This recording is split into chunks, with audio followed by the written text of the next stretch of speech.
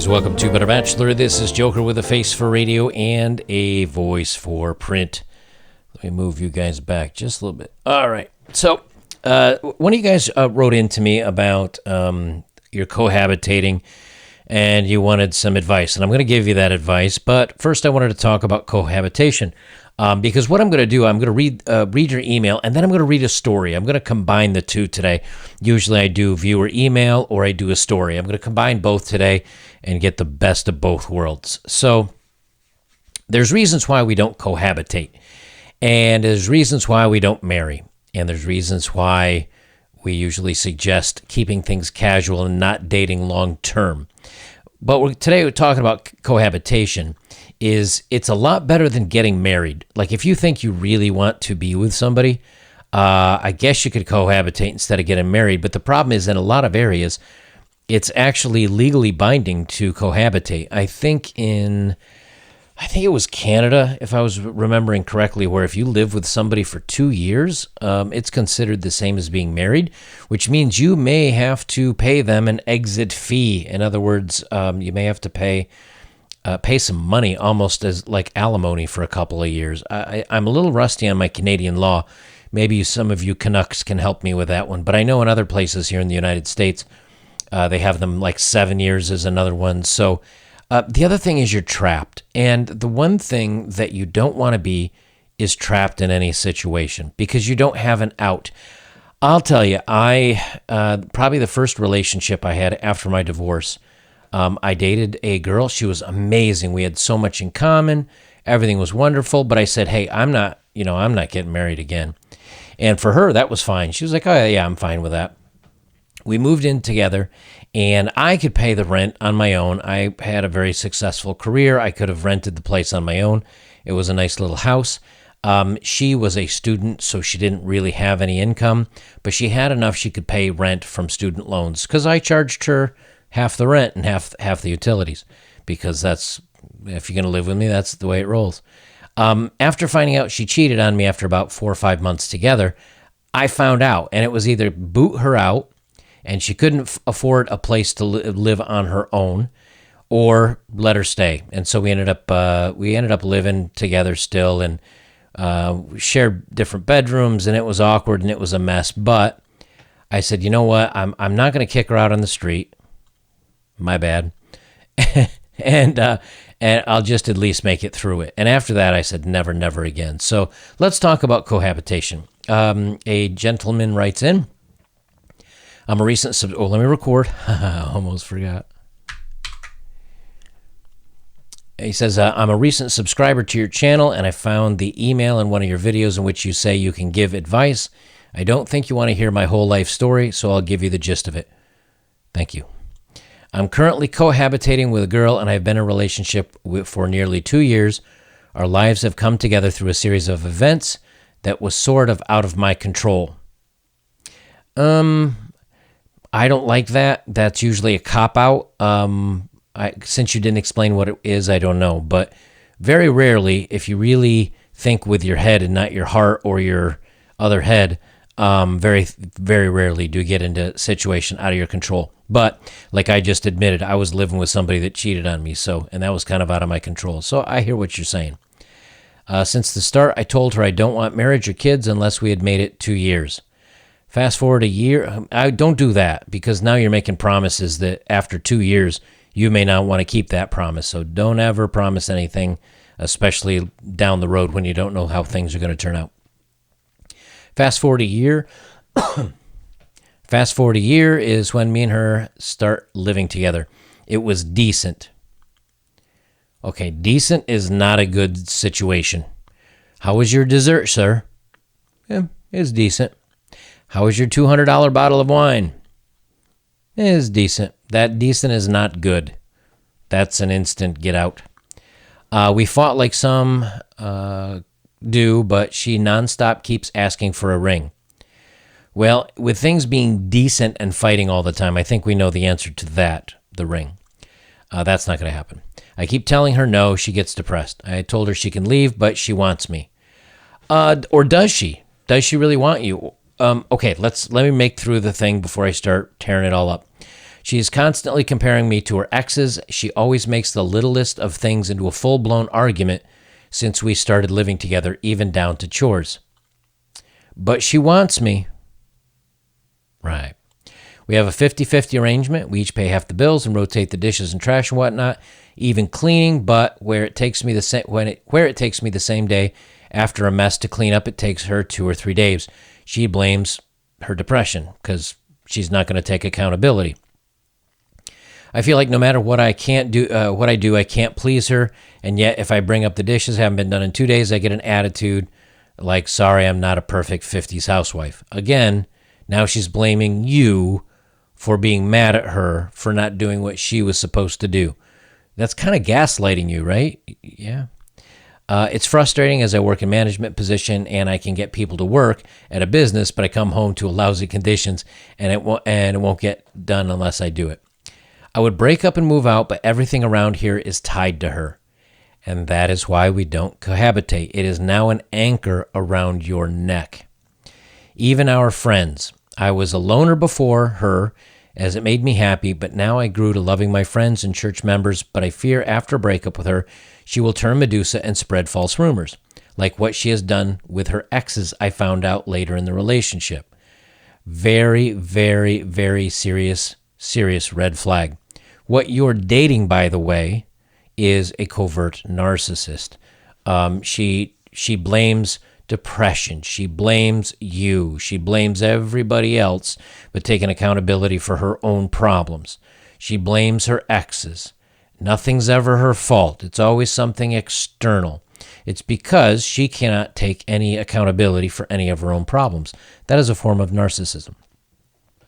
Is there anything I can do besides packing up and moving cross country as my family and career are here? Thanks. Yeah, you can just pack up and move. You don't have to move across the country. And if they are your friends, they will hear her side of it, and you say, "Nah, man, that's not how it is. Here's the truth of it." And if they side with her, then they're not your friends, are they? And then they never were your friends. They were just convenient people in your life. So the reason why we don't cohabitate is because when things go bad, in which they inevitably do, you don't have an out. You get stuck paying for half the rent. You have to move. What if you bought furniture together? What if you have a pet together? It can get really, really messy. Not only that, but she now has control of your life. If you don't, see, here's the thing. Let's just say I'm living on my own and I've got a girlfriend that lives on her own. And she gives me, let me read through this. Okay, she keeps fighting with you and asking for a ring, and you say, no, I'm not ready yet. And you get in a big fight about it. You say, I'm done. Click. That's it. You're done. You're done. She compares you to her exes. Bye. Click. You're done. Just like that. You can break up in 2 seconds. What happens when you live together? Oh man, if I move out of here, I can't afford the rent, or I'll have to get a new TV. The couch is hers. I don't have a bed. The dog we picked up together. Does she get to keep? Too many problems. That's why you don't cohabitate. Now, so many times people think, and as guys we think this, hey, you know what? If we're living together, because we always go into this stage of thinking of living together when things are good, right? Oh, we get along great. Our hobbies, we're like doing it every night. When she sleeps over, we do it 2 a night. Can you imagine having that in your bed every night? It's like, man, we can have a hot session before we go to sleep every night. This will be awesome. It never turns out that way. You will have a better romantic life living apart from your girlfriend. I dated a girl for about a year. She came over to my place on weekends. I think I went over to her place like twice, but I had a house with a yard and she had a little apartment. So she always came over to see me.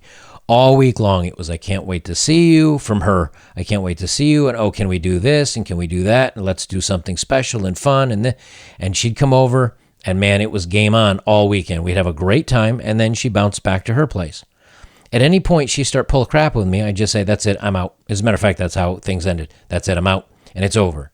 Okay, but when she messages you and you're not right there texting immediately, or she doesn't see what you're up to all the time, it keeps that air of mystery going, and that will help keep things alive. But you don't want an anchor around your neck. You need to break up with her, because I've read at least 5 red flag warning signs in here that no matter what you do, she's a hot mess, and it's not going to go well for you whether you break up with her now or later. Yeah, it may be a little harder for you to be on your own. You may have to get a smaller apartment. You may have to sleep on an air mattress instead of a good bed until you can afford one. Get out now. It only gets worse. You don't have to make a big to-do about it. Maybe find some time when she's going to be gone for a little while. Contact some of your friends that are not her friends and see if they can help you move. I don't know how expensive it is, and how many things you have, but you can hire sometimes a moving company for a couple $100, which I know for some of you younger guys, that's a lot of money. But you may be able to do that. Just get out. Get out. Or even if you get out and get most of your stuff out and then have a third party come over and get some of your gear. But just get out. And if she tanks your friendships and all that stuff, they weren't your friends to begin with.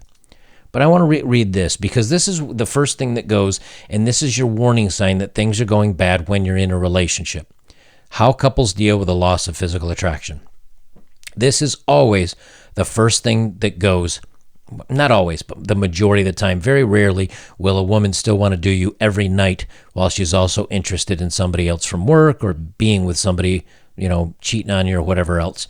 Very rarely are they still going to be physically attracted to you. That's almost the first one to go. So here's some signs you guys can watch out for. So if you're wondering how this cascades off and how common it is and why you don't live with somebody, here's a great reason why. Number 1, poor intimacy life. People stuck in a relationship lacking physical attraction will be most likely to have little to no intimacy. That's what's going to happen. I guarantee you that's probably what started happening to you. I've treated couples that haven't been intimate in 10 to 15 years. Some of those marriages were never consummated. Boy, sure sounds good to be in a long-term relationship or a marriage, doesn't it? Affairs. The lack of attraction in a primary relationship often leaves an opening for a third party to enter. That's right. If she's giving you grief, and she's not being attracted to you, and she's not being kind to you, she may resent you. She may already be seeing somebody else, but she can't feel like she can't get out of the apartment or she can't move out. But so she may be seeing somebody behind your back. I'm not saying she is, but just keep your mind open that a lot of times will, when everything's bad on the home front, but she's not going to live just a bad life. She may be going out and having a little fun on the side. Just be aware of it. Not saying it's happening to you. Nitpicking, just like she's doing to you, right? She's always being picky about the dishes and that she's not good enough and so on and so forth. Distance. They find a way to stay away, whether it's physically or emotionally. A lack of respect, which is what she's doing to you. She's not respecting you at all. She's not trying anymore. A lack of affection, so on and so forth. So you can see here that I think what's happened basically, she's not attracted to you anymore. She's invested in you in a couple years. She wants a ring. Now, whether that's to actually be married, just so she doesn't have to work and she can kind of ease off the gas pedal and she feels like she's got a backup plan covered now, that's what I feel. I don't feel that because all the things she's doing tell me she's not attracted to you. In many ways, it doesn't sound like she likes you, and she certainly doesn't respect you. So to me, it's definitely done. It's just, I'd say pull the trigger and get out sooner rather than later. If you lose the friends and go back to being a loner, that's fine. It's going to happen to all of us at one point or another. Just make some friends that are just your friends. When you're single, you'll have time to do single guy things, meet some people out. You'll remake friends. May take a little longer, but you'll be all right on that front. And that's better than staying in a bad place, which is where you are now. So get out. Too many red flags. Guys, if you'd like to support my work, links are below. And as always, if you have, thank you very much. And the best way you can support me is like, comment, share, subscribe, and check out my older stuff, because a lot of you guys still send me emails for things that I've done multiple videos on. So check out my old stuff. The oldest one is like 6 months old. They're not very old videos. They're all timely. It's not like I'm talking about the 1930s with the horses and buggies when I had to light a gas lamp on the wall. It's all current events, so go enjoy those, and maybe there's a lesson out there for you. Guys, I'll leave it there. This is Better Bachelor. I'm Joker, and remember, if you're not happy where you are, change it. Don't look for reasons to stay. Look for the best ways that you can go, because it's obvious this ended quite a while ago, and with her not respecting you, the last thing you want to do is hang around that situation. You're just wasting your life at this point.